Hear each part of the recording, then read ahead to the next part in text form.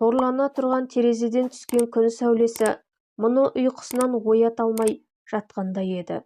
Әп-сәтте үй ішін алған бәліш иісі ұйқысын шайдай ашты. Орнынан тұрып, киімін апыл-ғұпыл киіне бастады. Анасы кеткелі міне жылдан асыпты. Мұндай тәтті иістер үйде сирек болады. Апам ғой, ыстық бәліш пісірген, деп күбірлей бастағаны сол еді. Апасының анасы дүниеден өтіп кеткені есіне сап ете түсті.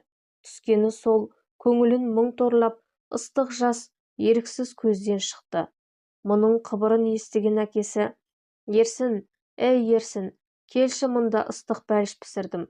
Кел екеулеп шәй ішейік, кел мұнда». Бұл үйдің ырысы мен берекесі кеткендей. Әйелі о дүниелік болғалы бері Азамат жарын мектеп қабырғасынан ұнатып, екеуі ауыл